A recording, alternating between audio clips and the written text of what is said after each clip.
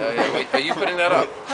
Michelle was saying that it's been a bit of a problem with the instructions. They use instructions like this. It's like flat pack furniture, isn't it? Really. Sounds it looks on the good sheet. thus far. Yeah. Getting the glass panels in is always a nightmare. It's took the whole 12 people to do that sort of. Yeah.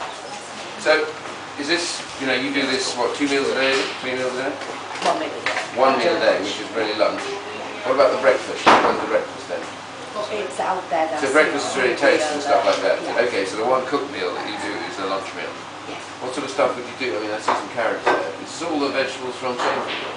Yeah, it is. You get money from, so I know it takes a lot of your time. Yeah, it does. Nothing insignificant to me. Oh, really? Oh, Sainsbury's are good, aren't they? Boxes of food every day. Yeah. Oh, really? So they actually do it in kind, do they? Alright, Steve, Brine TV here at Trinity Winchester. It's really brilliant to be back here and see the team at Trinity, and we've got Iain Duncan Smith here, which is actually excellent. Thanks for coming to Winchester and really good to see you again. What do you think of Trinity Winchester and the work they're doing? It's a great project. It's the sort of project that through the Centre for Social Justice we've been working with around the country, whether it's in Glasgow or Manchester, in difficult city areas, but even here in beautiful Winchester you will find that the nature of the broken society is such that in cities like this you have people who are suffering from drug addiction, from broken homes, dissipated mental health, and then find themselves sleeping rough and in need of support. And Trinity offers that sort of level of support, which is at the base level, which is stabilise their lives, make sure they have a square meal, and then let's try and deal with their problems. One of the things we've been talking about on the visit today is the dual addiction of drink and drugs, and not, you know, because drink is legal and drugs are not, and drink is almost acceptable because it's a social drug, but it's much more the problem in many cases, and together they're lethal. Alcohol is a big problem in the UK at the moment because there hasn't been a time like this for a long, long time. Sorry, I'll start again.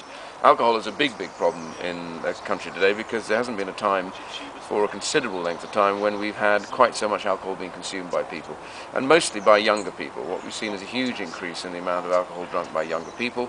If you drink alcohol, I mean, we did a poll on this, about 10% of under 12-year-olds were actually binge drinking once a month. Yeah. So now you've got a real issue, and as you say, it's legal. The price relative to income hasn't been cheaper, so it's very easy to get hold of, it's very cheap. We have to deal with that, and one of the things we've suggested is that we now need to start taking decisions about exactly what does that do. I mean, the fact is, alcohol is very damaging. You see it in projects like this, you see the results of that.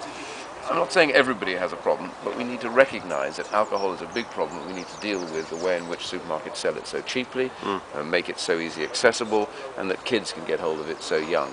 These all have to be dealt with. And just finally, Iain, you know, the whole broken society and the work that you've done with the Centre for Social Justice, which is a non-party political organisation, but the agenda that you have been so successful in putting on the front page and putting at the heart of David Cameron's agenda for government, it will be central to a Cameron government, won't it?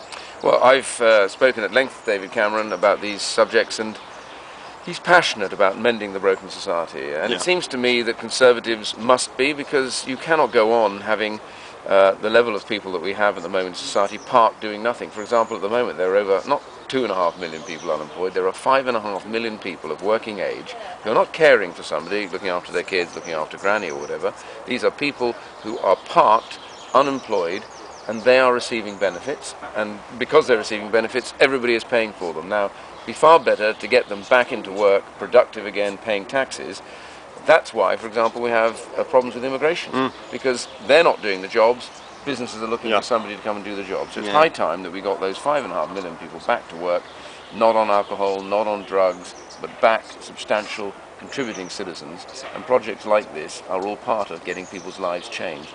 And that's what the Conservatives need to do, change people's lives, change society, and get us all together again working as one. Well said. It's a truly Conservative agenda, and thank you for coming to Winchester and seeing Trinity. And good luck, Steve. Thank you.